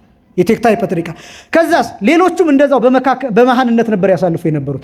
ከዛ በኋላ በሰባተኛው ቀን ሲገለጥላቸው፣ በነገራችን ላይ ታሪኩ ሙሉ ያለው ነገረ ማርያም፣ እኔ ነገረ ማርያምን የማውቀው ትልቅ መጽሐፍ ደብረ ሊባኖስ ያለ ብርሃናውን እኔ እሱን ነው የማውቀው።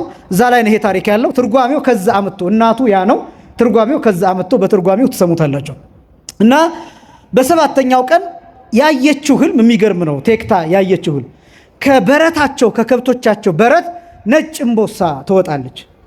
ከዛ ያቺ ነጭ እምቦሳ ትወልዳለች። አሁንም ነጭ እምቦሳ እየወለደች እስከ ስንት አልኳቸው? እስከ 6 ድረስ። ከዛ 6ኛዋ ጨረቃን ወለደች። ራእዩ ይሄን ነው የሚያዝ። በጣም አስገራሚ ነው በነገራችን። ከዛ ጨረቃዋ ደግሞ ፀሐይን ስትወልዳየች። የመጀመሪያው ህልሙ የምታዩት በእምቦሳ በጥጃ መታየቱ፣ ሁለተኛው ከነሱ በረት መውጣቱ፣ ሶስተኛ ነጭ እምቦሳ መሆኗ፣ አራተኛ 6ኛ ላይ እምቦሳይቱ ጨረቃ መውለዷ። ከበረት ወደ ሰማይ ከየት ወዴት አልኳችሁ? ከበረት ወዴት?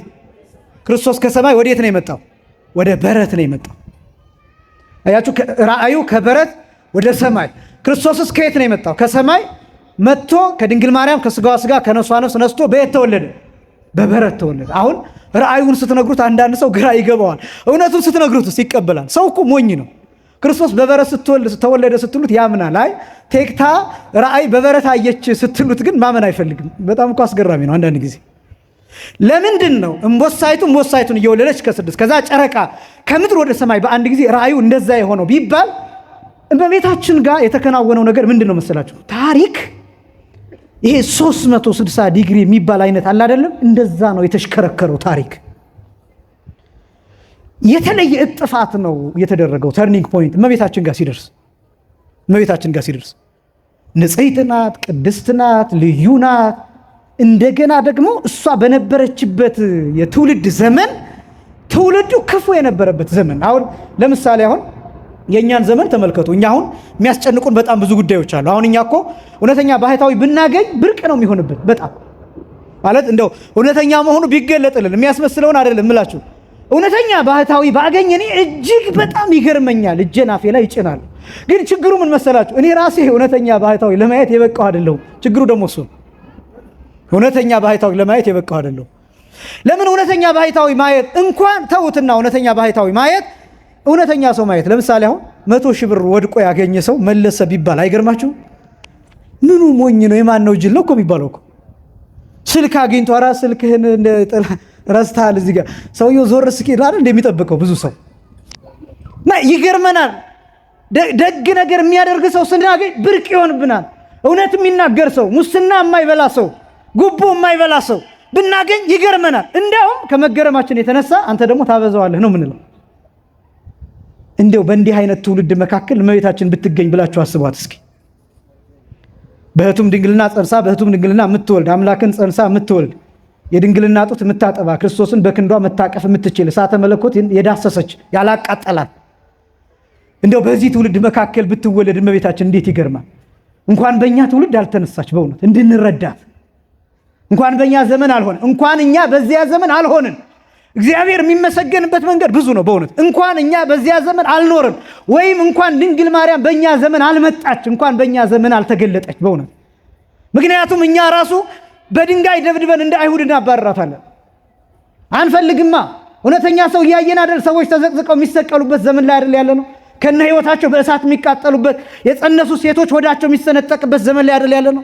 ሕፃናት የሚገደሉበት ዘመን ላይ አይደል ያለ ነው? ድንግል ማርያምን የመቀበል አቅሙ ራሱ የመረዳት አቅሙ ራሱ ከየት ይመጣል? በእውነት አባቶቻችን ነግረውን ከአባቶቻችን ተቀብለን ሰምተነው እንጂ እመቤታችን በእኛ ዘመን ብትሆን እኮ በጣም ከባድ እኮ ነው። ስለዚህ እመቤታችን የነበረችበት ዘመን በጣም የሚገርም ዘመን፣ ከበረት ወደ ሰማይ፣ ከበረት ከምድር ወደ ጨረቃ የሚለው ራእይ ይሄን የሚያሳይ ነው። በአንድ ጊዜ ከሰው ወገን ሰው ሆና ግን ከሰው ወገን ንጽሕት ቅድስት ድንግል ሆና እመቤታችን ተገኘች። ክብርና ምስጋና ለአምላካችን ይሁን። በእውነት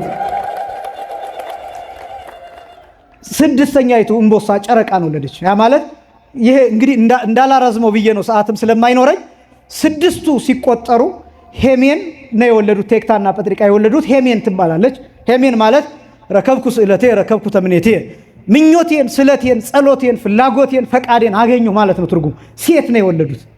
ሴት ለምን እንደወለዱ አሁን ብናገር ጊዜ አይበቃኝም። እውነት ለመናገር ድርሳነ ሲኦን በሚባል መጽሐፍ ላይ ሰፊ ነገር ተጽፏል። እዛ ላይ ሄሜን ዴርዴንን ትወልዳለች። ዴርዴን ቶናህን ትወልዳለች 3። ቶናህ ሲካርን ትወልዳለች 4። ሲካር ሄርሜላን ትወልዳለች 5። ሄርሜላ ሐናን ትወልዳለች ስንት? 6። ሐና ማንን ትወልዳለች? 7ኛይቱ ጨረቃ ማለት ነው። እምቦሳይቱን እየወለደች እስከ ስንት ነው ያልኳቸው? እስከ 6። 6ኛይቱ ምንን ወለደች ነው ያልኳቸው? ጨረቃ። ስለዚህ ሴት ነው የተወለዱት። ከዛ ሐና እመቤታችንን ተወለደ። ጨረቃ ከበረት በአንድ ጊዜ ወደ ሰማይ። ለምን? እመቤታችን ቅድስት ድንግል ማርያም ከበረት ወተን ከሚሸት ቦታ ከሲኦል ወተን ወደ ገነት ወደ መንግስተ ሰማያት እንድንገባ ምክንያት የሆነችን እሷ ናት። ክብርና ምስጋና በእውነት ለእርሷ ይሁን። አመስግኖ ከበረት ወተን። ያ ደግሞ የሆነው ክርስቶስ ራሱ ከእርሷ ከእመቤታችን በየት ተወልዶ አልኳችሁ? በበረት ተወልዶ በአህዮችና በከብቶች መካከል በላሞች መካከል ተወልዶ በብርድ ወራት ተወልዶ ብርድ እያንሰፈሰፈው በዚያ ተወልዶ እኛን ከበረት አወጣን። እኛን ከቆሻሻ ስፍራ አወጣን። እኛን ከሲኦል አወጣን። እኛን ከፍዳ ከመከራ አወጣን። እርሱ ከማን ተወለደ? ከድንግል ማርያም። ስፍራ ስላልነበራቸው በግርግም አስተኛቸው ነው የሚለው። በከብቶቹ መብያ ነው ያስተኛቸው። በከብቶቹ መብያ ገለባ በሚበሉበት ቦታ ክርስቶስ በግርግም ተወለደ። ጨረቃይቱ ፀሐይ ጽድቅ ኢየሱስ ክርስቶስን ወለደችልን። ክብርና ምስጋና ለስም አጠራሩ። ራእዩ ይሄን የሚያሳይን። ከዛ ሐናና ኢያቄምም ልጅ አጥተው አዝነው በጣም ብዙ ጊዜ ሲያዝኑ ኖረዋል። ግን ያገኙበትን ቦታ ልንገራችሁ። እመቤታችን ብዙ ጊዜ ሳስተምር በዚህ ይጠቀልላለሁ። የሶስት ነገሮች ውጤት ናት እላለሁኝ። የስንት ነገሮች? የሶስት ነገሮች። አንደኛ እመቤታችን የተስፋ ውጤት ናት። የምን ውጤት አልኳችሁ? የተስፋ። ሁለተኛ እመቤታችን የጸሎት ውጤት ናት። የምን ውጤት ናት? የጸሎት ውጤት። ሶስተኛ እመቤታችን የስዕለት ውጤት ናት። የምን ውጤት? የስዕለት። አንደኛ የምን ውጤት አልኳችሁ?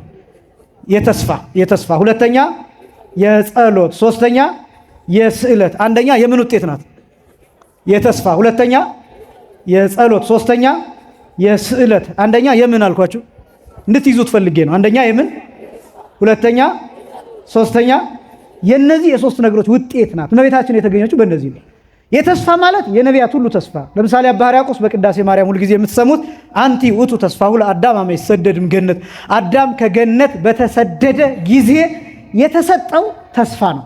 ምንድን ነው አልኳቸው? ተስፋ። የተሰጠው ተስፋ ምን የሚል ነው? ከሴት ልጅ ተወልጀ። ሴት የሚለው ይሄን የሚያሳየው እትወለድ እምወለተ ወለትከ ነው የሚለው።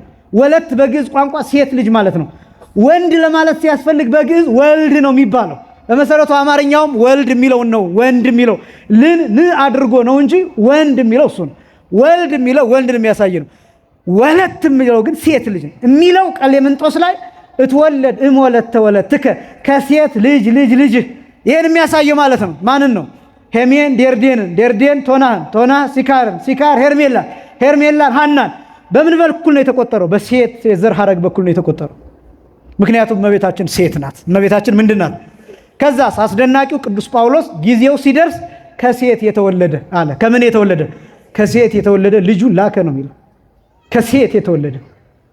አሁን እንደዚህ ስላችሁ ወንዶች ያሉ ማለት አይደለም፣ ግን ደግሞ ዘሩ የተቆጠረበት ምክንያት በዚህ ምክንያት አንደኛው ምክንያት ይሄ ነው። እና እመቤታችን ቅድስት ድንግል ማርያም ከሐና ከኢያቄም ብቻ ሳይሆን አስቀድሞ ከነቢያት በኩል በተስፋ የመጣች ናት። የተስፋ ውጤት ተብሏል። ሁለተኛ የጸሎት ውጤት። የጸሎት ሲባል ነቢያት ደም አፍሰው ስብ አጢሰው ጸልየዋል ድንግል ማርያምን ለማየት። ለምን? ድንግል ማርያምን ማየት ሲባል ወዳጄ ድንግል ማርያምን ማየት ብቻ አይደለም፣ ከድንግል ማርያም እቅፍ ክርስቶስን ታገኘዋለህ። ሰብአ ሰገል መጡ አይደለም? ወርቅ፣ ዕጣን፣ ከርቤ አመጡ። ከዛስ ወደ ቤተልሔም ገቡ፣ ወደ በረቱ ገቡ። ከዛስ ጌታን ብቻውን ነው እንዲያገኙት አይደለም፣ ከእናቱ ጋር። ከዛስ መልአኩ መጥቶ ዮሴፍን ወደ ግብፅ ሂድ ሲለው ልጁን ይዘህ ሂድ ነው እንዲህ ያለው። ሕፃኑን ከማን ጋር? ከእናቱ ጋር። ወዶ ነው ሕፃኑን ከእናቱ ጋር። ይሄ ከሆነ ሕፃኑን ከእናቱ ነጥለ ልታየው አትችልም። ወደድክም ጠላህም ክርስቶስ ካልክ ኢየሱስ ካልክ ስጋ የለበሰ አምላክ እየተናገርክ ነው። ስግው ቃልን እየጠራህ ነው። ስጋ ከየት ለበሰ ካልክ ደግሞ ከድንግል ማርያም ነው። በቃ አምላክ አይደለችም፣ ግን የአምላክ እናት ናት። ፈጣሪ አይደለችም፣ ግን ፈጣሪን ወልዳለች። ይህን በደንብ ማወቅ ይገባል፣ መረዳት ይገባል። ስለዚህ እመቤታችን ቅድስት ድንግል ማርያም ልዩ ክብር የምንሰጥበት ምክንያት ይሄ ነው። የጸሎት ውጤት ናት። ነቢያት ጸልየዋል። ከዛስ ሐናና ኢያቄም ጸልየዋል። ምን ብለው? ልጅ ስጠን። በዚህ ብቻ ግን እግዚአብሔር ልጅ አልሰጣቸውም። ለምን? አንድ ቃል ይፈልጋል እግዚአብሔር። ስንት ቃል ይፈልጋል? አንዳንድ ጊዜ እንደዛ ነው። እግዚአብሔር ጨካኝ ነው ለሚፈልገው ነገር ሰዎችን ለማዳን እኛን ለማዳን እግዚአብሔር ጨካኝ ነው። በምን አወቅ ነው ካላችሁኝ፣ በሞት ራሱ ላይ ጨክኖ እናውቀዋለን። መስቀል ተሸክሞ ወድቆ ራሱ ላይ ጨክኖ፣ ደሙን አፍሶ ራሱ ላይ ጨክኖ፣ ሙቶ ራሱ ላይ ጨክኖ እናውቀዋለን። ተርቦ ራሱ ላይ ጨክኖ እናውቀዋለን። ስለዚህ እግዚአብሔር ለሚፈልገው ነገር እንደዛ ነው። ከሐናና ከኢያቄም አንደበት ምን ይፈልጋል? አንድ ቃል ይፈልጋል። ምን አይነት ቃል? ብትሰጠን እንሰጥሃለን። እስኪ በሉ ብትሰጠን በሉ እንሰጥሃለን። ይህችን ቃል ከሐናና ከኢያቄም ይፈልጋል። በነገራችን ላይ ይህን ከሐናና ከኢያቄም ብቻ አይደለም የሚፈልገው፣ ከእኛም ይፈልጋል። አሁን አንዳንዱ ሰው በቃ ስራ እስከሚይዝ ድረስ የስለት መዓት ይደረድረው። ጃንጥላ እዚህ ይሳላል፣ ቁልቢ ገብርኤል ይሳላል፣ ግሼል ይሳላል፣ በየቦታው ይሳላል። ልክ ስራ ሲገባ ትዝ አይለውም የት እንደተሳለ ሁሉ ትዝ አይለው። አስራት ይሄ በኩራት መሐላ ስራ ያዝኩ እንደሆነ ከ10 አንድ አይደለም እኔ ከ120 ሁሉ እሰጣለሁ ሊል ይችል። ስራ ሲይዝ ትዝ አይለው። ይኸውላችሁ እግዚአብሔር ምን ይፈልጋል? ሲሰጠን እንድንሰጠው ይፈልጋል። ከዛስ የእግዚአብሔር ስራ ምን እንደሆነ ታውቃላችሁ? የእኛን መውሰድ አይደለም። አሁን አንዳንዱ ሰው ከ110 ስለሰጠ እግዚአብሔር ወሰደ ብሎ ያስባል። ወዳጅ ከ110 ስትሰጥ እግዚአብሔር ምን እንደሚያደርግ ታውቃለህ? ያንተን 90,990,000 ያስገባው። ዓላማው እሱ እግዚአብሔር ካንተ መቀበል አይደለም የሚፈልገው። እውነቴን ነው የምላችሁ። እናንተ የምታዩት እኛ ስለምንቀበላችሁ ነው። አይፈረድባችሁም እኮ እኛ ስለምንቀበለው በቃ ለእኛ ልብስ መግዣ ካባ መግዣ ሆኖ የቀረ ነው የሚመስላችሁ። አንዳንዴ ሞኝ ምን ሆኖ በዚህ ነው። በነገራችን ላይ እግዚአብሔር ግን የሚፈልገው ያንተን 10 ብር ወስዶ ምንም ገርሞታ ደንቆት እንደ የሰውዬ እኮ ከ110 እኮ ብሎ ገርሞትም አይደለም። መልእክቱ ግን ምንድነው? ከ110 ስትሰጡት ይሄን አበርክትልኝ እያላችሁት ነው። አበርክትልኝ፣ ባርክልኝ። ከዛስ እግዚአብሔር ያንተን 90 ሚሊዮን ያደርገዋል። ያ ነው ጤና እንዲሆን፣ ጉልበት እንዲሆን፣ አቅም እንዲሆን፣ እንድትባረክበት፣ እንድትደሰትበት፣ በጤና እንድትጨርሰው ያደርጋል። ይሄ ነው ምስጢሩ። ያ ነው። ስለዚህ እግዚአብሔር እንድትሰጣችኋለሁ ግን ያንን መልሳችሁ ስጡኝ፣ እውቅና ስጡኝ። ይሄን ይፈልጋል እግዚአብሔር። ሐናና ኢያቄም ይሄን ቃል ባይናከሩ ችግሩ ምንድነው? እሺ እመቤታችንን ጸሎት ስለጸለዩ ሰጣቸው አይደለም? እመቤታችንን ሲሰጣቸው ሐናና ኢያቄም ሀብታሞች ናቸው። ምኖች ናቸው አልኳቸው? ሀብታሞች። ከዛስ እመቤታችንን ለእግዚአብሔር አይሰጡትም። ለምን? አልተሳሉማ። ልጅ ተሰጣቸው አይደል? ከዛ እመቤታችን ምንድነው የሚያደርጉት? ቆንጆ ጫማ እየገዙ ጥሩ ልብስ እየገዙ ጥብርር ቅብርር አድርገው ያሳድጓታል። ይሄ ለእግዚአብሔር ምን ጥቅም አለው? አያችሁ? እግዚአብሔር የሚፈልጋት ቃል አያችሁ? እንዲሰጡት ይፈልጋል። ከሰጣቸውስ አይሰጡትም። ካልሰጡትስ በቤተ መቅደስ ማን ያድጋል? በቤተ መቅደስ ማን ያድጋል? እናቱ ማን ትሆናለች? ቅድስቲቱ ማን ትሆናለች? ንጽሕቲቱ ማን ትሆናለች? ለምን? በመቅደስ ማደግ አለባት። አካላዊ ቃልን ለመሸከም ለመጽነስ ለመውለድ በመቅደስ 12 ዓመት ሙሉ ንጽሕት ሆና መኖር አለባት። ሐናና ኢያቄም ባይሳሉ ኖሮ እመቤታችንን ሲሰጣቸው እንዳልኳችሁ ጥሩ ልብስ ገዝተው አሳድገው ከዛስ እመቤታችን ምን የሀብታም ልጅ አቤት ስታምር አቤት ያቺ ቆንጆ እየተባለ የሰፈሩ ጎረምሳ በዛም በዚህም እያለ የገሌ ልጅ እኔ ላግባ፣ የገሌ ልጅ ለገሌ፣ ልጅህን ለልጄ።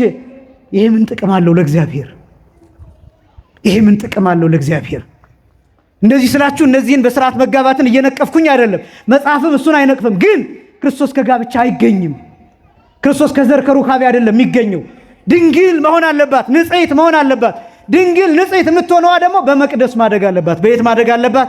በመቅደስ። በመቅደስ እንድታድግ ደግሞ ሐናና ኢያቄም አንድ ቃል መናገር አለባቸው። ምን የሚል? ልጅ ብትሰጠን ለአንተ እንሰጥሃለን። ወንድ ልጅ ብትሰጠን እኛን አርሶ ቆፍሮ ወጥቶ ወርዶ እንዲያግዘን አንፈልግም። ለቤተ መቅደስ ዘጊ፣ ገፋች፣ ከፋች፣ አንጣፊ፣ ጋራጅ እንዲሆን እንሰጣለን። ሴት ልጅ ብትሰጠን ጭራሮ ለቅማ ውሃ ቀድታ ወጥታ ወርዳ እኛን እንድታገለግለን አንፈልግም።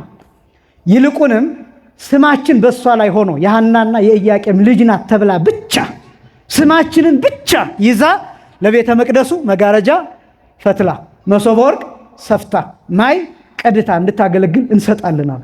በጣም የሚደንቀው ይህን ቃል ተናግረው ወደ ቤታቸው ተመልሰው የ7 ቀን ሱባኤ ወይም አንድ ሱባኤ ይዘው በ7ኛው ቀን መልስ ተመለሰላቸው። ክብርና ምስጋና ለአምላካችን ይሁን። ያ መልስ ምንድነው? ህልም አዩ። ሐና ለኢያቄም የወርቅ መቋሚያ ሲያስይዙት ያቺ መቋሚያ ለምልማ አብባ አፍርታ ፍጥረቱ ሁሉ መጥቶ ፍሬዋን በልቶ ከጥላዋ ሲተኛ ተመለከተች። እሱ ደግሞ በእሷ ላይ ነጭ ርግብ ከላይ ወርዳ በቀኝ ጆሮዋ በኩል ገብታ በማህፀኗ ስትተኛ አየ። ይህንን በ7ኛው ቀን ተነጋግረው መልአኩ ቅዱስ ገብርኤል መጥቶ ለነዳያን ምጽዋቱን ሰጥተህ ለካህናቱ ምሳ አብልተህ ከዛ ትጸነሳለች፣ እሷም ሰማይና ምድር የማይችሉትን አምላክ ጸንሳ የምትወልድ ልጅ ሴት ልጅ ታገኛላችሁ አለው መልአኩ። በተነገረው በ7ኛው ቀን በዛሬው ዕለት ነሐሴ 7 ቀን እመቤታችን ተጸነሰች። ክብርና ምስጋና ለአምላካችን ይሁን። ስለዚህ እመቤታችን ኦ ድንግል አኮ በፍትወተ ደነስ ዘተጸነስኪ፣ ድንግል አንቺ የተጸነስሽው እንደሌላው ይሄ ሕግን በመተላለፍ የመኝታ ሕግን በመጣስ ባልሆነ አጉል በሆነ ነውር በሆነ መንገድ አይደለም። አንድም ስመናሁ በኃጢአት ተጸነስኩ ወበአመፃ ወለደተኒ እሜ እንዲል በኃጢአት ተጸነስኩኝ በአመፅ እናቴ ወለደችኝ ብሎ ልበ አምላክ ዳዊት እንደተናገረው እንደዚህ አይነት አይደለም። በልተው ጠጥተው ጠግበው ሰክረው አይደለም አንቺ የተጸነስሽው ነው የሚለው። በልተው ጠግበው ጠጥተው ሰክረው እንደሚያደርጉት እንደዚህ አይደለም። አስገድዷት ተገዳ ተገዶ አይደለም። ተፎካክረው በጉልበት በኃይል አይደለም። በፈቃድ ዘር ለመተካት ቅዱስ በሆነ መንገድ ንጹህ በሆነ መንገድ በዚህ መንገድ ነው እመቤታችን የተገኘችው። ለዚህ ነው ወድንግላ እኮ በፍትወተ ደነስ ዘተጸነስኪ አላ በሩካቤ ዘበህግ ሕግ ባለው ስርዓት ባለው መንገድ ሐና ወኢያቄም ተወለድኪ ከሐናና ከኢያቄም ተወለድሽ እንጂ ብሎ የሚገልጣት ይሄ ነው። እመቤታችን ቅድስት ድንግል ማርያም በዚህ መንገድ ነው የመጣችው። ግን ምንድን ነው የመጨረሻው? ይችን ተናግሬ እጨርሳለሁኝ። እመቤታችን በዚህ መምጣቷ የሚጠቅመው ለማን ነው ቢባል ለእኛ ነው። በነገራችን ላይ ለእኛ ነው። ለምሳሌ አሁን አንድ ባህታዊ እውነተኛ ባህታዊ እንዳልኳችሁ በየገዳማቱ ይንከራተታል አይደለም? በረከታቸው በሁላችንም ላይ ይደርብን። ግን ማለት ነው ለመጽደቅ እኮ እዚህ እኮ አግብቶ ትዳር ይዞ አስራት እያወጡ በኩራት እያወጡ ንስሐ እየገቡ እየቆረቡ መኖር እኮ ለመጽደቅ በቂ ነው። በቂ ነው አይደለም? በቂ ነው። ግን አንዳንድ መንፈሳውያን ሰዎች ይሄ እናንተ የምትሉት ቋንቋ ኤክስትራ የሆነ ዋጋ ይከፍላሉ። ኤክሰስ የሆነ ዋጋ ይከፍላሉ። ቅዱስ ጊዮርጊስ 3 ጊዜ ሞተ። ግን ይሄ 3 ጊዜ መሞቱ በምጣድ ተጠብሶ ተጋግሮ አጥንቱ ተፈጭቶ ያ የተፈጨው እንደ ብናኝ በምድር በሜዳ በተራራ በጫካ በዱር ተበትኖ እንደ ቅዱስ ጊዮርጊስ እኮ ዝም ብሎ አንድ ቦታ እየጸለየ ቢኖር ይጸድቃል። ለምን ይሞታል? እሺ አንድ ጊዜ ይሁን፣ ለምን 2 ጊዜ ይሞታል? እሺ 2 ጊዜ ይሁን፣ ለምን 3 ጊዜ ይሞታል? እሺ እንደዚህም ይሁን 7 ዓመት ለምን ይሰቃያል? ምን እያደረጉ እንደሆነ ታውቃላችሁ? በየመንገዳቸው ሰው ያድናሉ። በየመንገዳቸው ለምሳሌ ለሀገር ውለታ የሚውሉ ሰዎች በየመንገዱ ሰው ያድናሉ። የገበሬውን የሚያጭዱ ወታደሮችን እናውቃለን። ድሮ የገበሬውን እህል በረዶ ሲመጣ ወቅቱን ያልጠበቀ ዝናብ ሲመጣ ሚሊተሪያቸውን እንደለበሱ ማጭዳቸውን ይዘው እህሉን ያጭዳሉ። የተከመረ ክምር ካለ ክምሩን ይወቃሉ፣ ገበሬውን ያግዛሉ። ያ የተወቃውን ደግሞ ዝናብ ከመጣበት አብረው አፋፍሰው ተሸክመው ወደ ጎተራው ያስገባሉ። ምን እያደረጉ ነው? በየቦታው ነፍስ እየታደጉ ነው፣ ሰው እየታደጉ ነው። እነዚህ ስጋውያን ናቸው። እናንተ አሁን ምን እየሰራችሁ ነው? ሱባኤ የገቡ ሰዎች እዚህ መሆን አቅቷቸው ነው? ወደ የገዳማቱ ሂደው አሁን በረሃብ የሚሰቃዩት እነሱ እንደኛ እዚህ መሆን አቅቷቸው ነው? ጅል ሁነው ነው? ሞኝ ሁነው ነው? ለሀገርም ጭምር ለቤተ ክርስቲያንም ለሌላውም ለቤተሰቦቻቸው ለዚያም ጭምር በጣም እየተንቀጠቀጡ ሰውነታቸው ጉልበታቸው እየዛለ ይጸልያሉ። በእውነት እነሱን ባሉበት እግዚአብሔር ይጠብቅልን፣ በሰላምም ወደ ሀገራቸው ወደ ቤታቸው ይመልስልን። ይሄ ነው መንፈሳዊነት ማለት፣ ይሄ ነው መታደግ። ከዛስ እመቤታችን እንደዛ ኖረች አይደለም? ቤተ መቅደስ 12 ዓመት በንጽህና በቅድስና ኖራ ንጽሕት ሁና ቅድስት ሁና ንጹሕ የሆነውን ክርስቶስን ህብስተ ሕይወት ጽዋዐ ሕይወት እየተባለ የሚጠራውን እውነተኛ መብል መጠጥ ሰጠችን። ክብርና ምስጋና ለአምላካችን ይሁን። ስለዚህ እመቤታችንን በቅዳሴ ማርያም ስናመሰግናት ኦ ማርያም በእንተ ዝናፈቅረኪ ወነአብየኪ እስመ ወለድኪ ለነ መብልዐ ጽድቅ ዘበአማን ወስትየ ሕይወት ዘበአማን። ማርያም ሆይ ስለዚህ ነገር እንወድሻለን፣ እናከብርሻለን፣ እናገንሻለን። ምክንያቱም እውነተኛ መብል እውነተኛ መጠጥ ኢየሱስ ክርስቶስን ወልደሽልናል። ያበላ ያጠጣ ይወደዳል። አንቺ እኮ ደግሰሽ ታጥቀሽ ልጅሽን ያበላሽን እናታችን ነሽ። ብንወዳት የሚገርመው ምንድን ነው? ብናደንቃት የሚገርመው ምንድን ነው? ብንሰግድላት የጸጋ ስግደት የሚገርመው ምንድን ነው? እኔ እኮ በልቼ ነው ጠጥቼ እኮ ነው አይምሮዬን ሞልቼ ነው ነፍሴን አጥግቤ ነው ከእርሷ የተገኘውን ስጋና ደም በልቼ የዘላለም ሕይወት እኮ አግኝቼ ነው ኮርቼ እኮ ነው። ስለዚህ እናቴ ናት፣ አከብራታለሁ። እናቴ ናት፣ ወዳታለሁ። እናቴ ናት፣ አገናታለሁ። አላፍርም። እውነተኛ መብል መጠጥ ክርስቶስ ከእርሷ ተገኝቷል። ክብርና ምስጋና ለአምላካችን ይሁን። ሱባኤያችን አንዱ ሱባኤ ብቻ ነው ያለቀው። ከነገ ጀምሮ ይህን ማድረግ ይቻላል።